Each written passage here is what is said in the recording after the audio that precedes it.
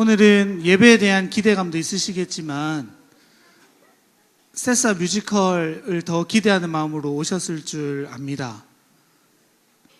설교를 짧게 할 생각이니까요, 기대하셔도 좋을 것 같습니다. 원래 제가 올해 2학기가 들면서 세사 뮤지컬 쪽에서 선한 사마리아인의 비유로 준비한다라고 들어서 열심히 그 본문으로 설교를 준비했는데요. 알고 보니까 오늘 부자와 나사로 이야기를 해요. 그래서 문서를 좀 잘못 받아가지고 그래서 오늘 뮤지컬에 있는 내용들이 설교에서 대부분 제외했는데 너무나도 우리가 잘 아는 본문이니까요, 그냥 잘 들으시면 될 것 같습니다. 우리가 흔히 말하는 선한 사마리아인의 비유가 바로 오늘 본문입니다. 한 율법교사가 예수님께 질문하죠. 선생님, 내가 무엇을 하여야 영생을 얻겠습니까? 이 율법교사의 질문은요, 영생을 굉장히 갈급해하는 질문인 것 같지만 사실 숨겨진 의도가 있습니다. 25절에 보면요, 질문의 의도가 드러나는데요, 이 율법교사가 이렇게 말하는 겁니다. 어떤 율법교사가 일어나 예수를 시험하여 이르되, 여기서 시험하다라는 단어는 성경에서 총 4번 다루어지는데요, 사탄이 예수님을 시험할 때 이 단어들이 표현되어지고 있습니다. 그러니까 이 율법교사는요, 예수님에게 정말 영생에, 영원한 생명에 대한 갈급함을 질문하는 것이 아니라 예수님을 걸려 넘어지게 하기 위해서 이런 질문들을 던지고 있습니다. 그리고 또 하나의 의도가 있는데요, 29절에 보면 이렇게 적혀 있습니다. 그 사람이 자기를 옳게 보이려고 예수께 여짜오되 라고 되어져 있습니다. 이 사람 내면에 있던 것은요, 예수님께 진지한 가르침을 배우겠다는 것이 아니라 자신이 옳게 보이기 위함입니다. 그러니까 이 질문, 선생님, 어떻게 해야지, 무엇을 해야지 영생을 얻겠습니까? 라는 질문은요, 이 율법교사가 예수님을 시험함으로 인해서, 예수님이 걸려 넘어짐으로 인해서 결국 자신을 드러내고자 하는 바로 그런 이야기였습니다. 거룩해 보이는 질문 속에 그 의도가 사실은 굉장히 불순한 겁니다. 율법교사는 어떤 사람입니까? 말씀을 그 누구보다 많이 연구하는 사람입니다. 말씀을 깊이 공부하고 말씀을 깨달아 백성들에게 말씀을 알려주는 사람인데요, 그 사람들이 불순한 의도를 가지기 시작하니까 보통 사람보다 더욱더 추악해지는 모습을 볼 수 있습니다. 말씀을 대할 때마다 하나님 앞에 더 나아가기보다는요, 성경의 지식을 가지고 뽐내고 자신을 드러내는 도구로 이 율법교사는 사용하고자 하는 겁니다. 그런 율법교사의 질문에 예수님께서 답하신 이야기가 바로 오늘 본문입니다. 우리가 너무나도 잘 아니까 짧게 요약해드리면 이렇지 않습니까? 한 강도 만난 사람을 제사장도 지나쳐버리고 레위인도 지나쳐버리는데 사마리아 사람이 그를 구원해 주었다라는 굉장히 단순한 이야기입니다. 그런데요, 예수님께서는 이 율법 교사의 질문, 어떻게 하여야지 영생을 얻습니까? 라는 질문에 주님은 갑자기 뜬금없어 보이는 사마리아인의 이야기를 하시는 겁니다. 율법사의 질문은 예수님의 질문과 이렇게 비교할 수 있는데요, 그 두 비교를 통해서 율법사가 어떤 의도였는지, 또 예수님은 어떤 의도로 율법사에게 질문하는지 잘 알 수 있습니다. 율법사는 이렇게 질문합니다. 내가 무엇을 하여야 영생을 얻겠습니까? 그리고 이렇게 질문하죠. 내 이웃이 누구입니까? 율법사는 자신이 중심이 되는 사람인 겁니다. 내가 무엇인가를 할 수 있다는 겁니다. 영생을 얻는 전제 조건이 내가 어떤 행위를 한다는 것입니다. 주님 이웃을 사랑하라 하신 그 사랑의 계면조차 내가 사랑할 사람이 누구입니까? 라고 말합니다. 이 율법 교사는요, 영생을 얻는 일도 자신의 행위, 자신에게 있다고 믿습니다. 구원의 주체가 바로 자신에게 있다고 믿는 것입니다. 그런데 여러분, 우리도 이렇게 생각하기가 쉽습니다. 이 이야기를 우리가 많이 들어왔습니다. 많이 배워왔습니다. 그래서 우리는 어떻게 결론 짓습니까? 우리도 사마리아인과 같이 이웃들을 섬겨야 한다, 원수를 사랑해야 된다고 결론 짓지 않습니까? 그런데 예수님이 이 이야기를 들려주신 상황은요, 도덕적인 상황이 아닙니다.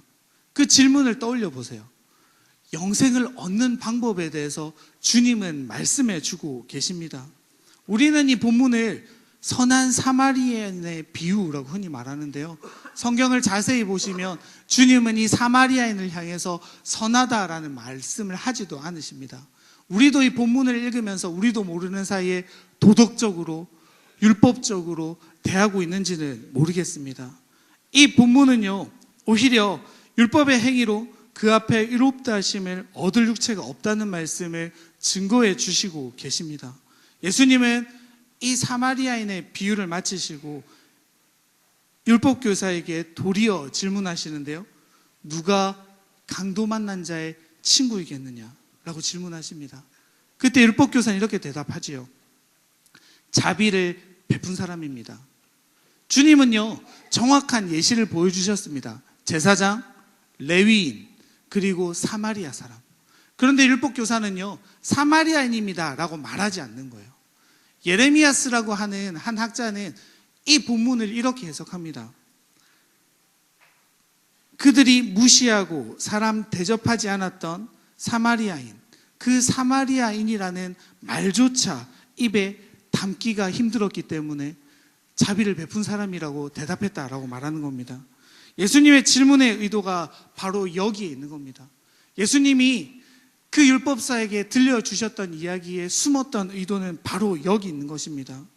자신의 일을 드러내면서 예수님을 시험하려 온 율법사는요, 도리어 예수님의 질문을 통해 자신의 편협한 이웃 사랑에 대한 한계를 경험하게 됩니다.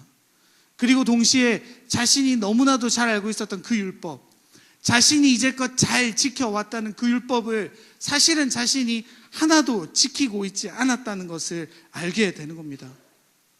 그제서야 율법 교사는요, 예수님이 들려주셨던 이 사마리아인의 이야기, 그 이야기가 바로 자신을 향한 이야기임을 알게 됩니다. 다른 사람이 아니라 그 강도 만난 사람이 바로 율법 교사 자신이었다는 것을 알게 되는 것입니다.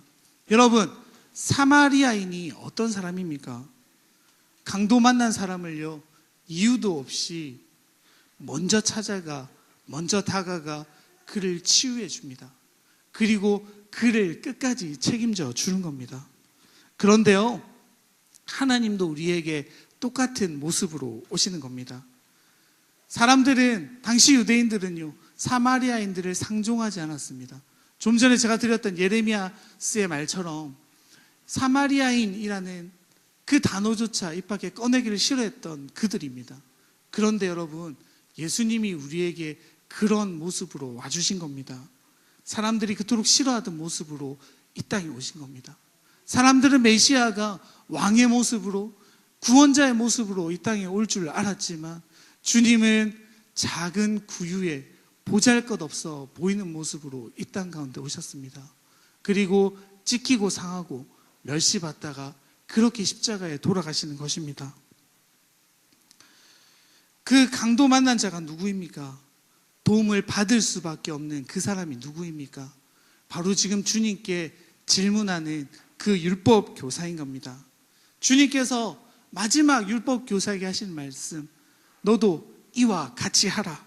그 말씀은요, 자신이 정한 이웃, 자신이 정한 방식대로 신앙생활을 하는 것이 아니라 하나님이 원하시는 방식, 하나님이 사랑하시는 방식, 그리고 하나님의 의도대로 살아가라고 반증하는 것입니다.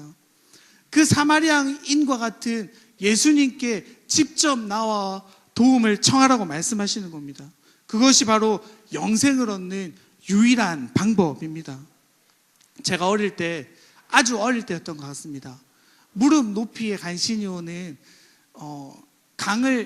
강가에서 놀고 있었는데요, 그 급류가 세다 보니까 그 강가에 계속 떠내려가는 겁니다. 너무 얕은 물가였는데요, 어린아이니까 계속 끌려갔습니다. 부모님이 계신 곳과 점점 멀어지니까 어린 나이에 부모님께 가까이 가보려고 아둥바둥하면서 부모님께 가는데요, 계속해서 넘어지고 깨지고 다치는 거예요. 그때 제가 했던 행동이 있습니다. 그냥 자리에 털썩 앉아서 아빠! 하고 부르는 거였어요.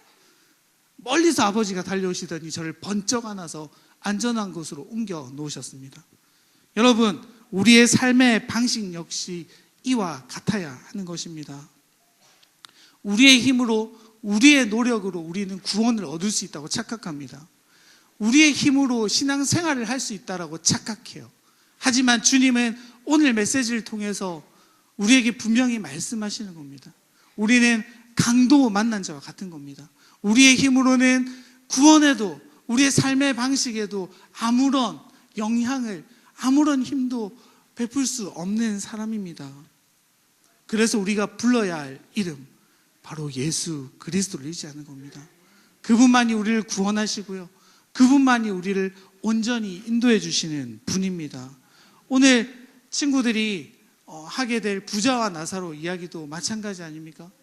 그들이, 우리는 율법적으로 배웁니다. 거지가 착하게 살았겠지, 부자가 돈이 많으니까 악하게 살았겠지라고 생각하지만요, 그렇지 않습니다.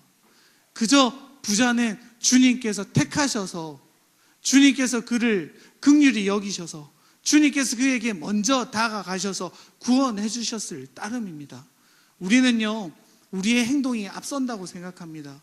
우리의 노력이 앞선다고 생각하지만 성경은 그렇게 말하고 있지 않습니다.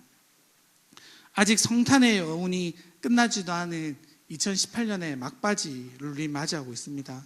우리는 아직도 우리의 방식대로 하나님을 섬기려 하지는 않으십니까? 우리가 할 일은요, 하나밖에 없습니다.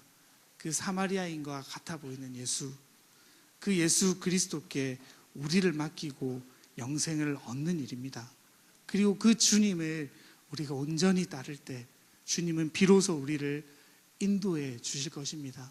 그 하나님과 온전히 동행하는 오늘 되시기를 간절히 바랍니다. 기도하겠습니다. 하나님, 감사합니다.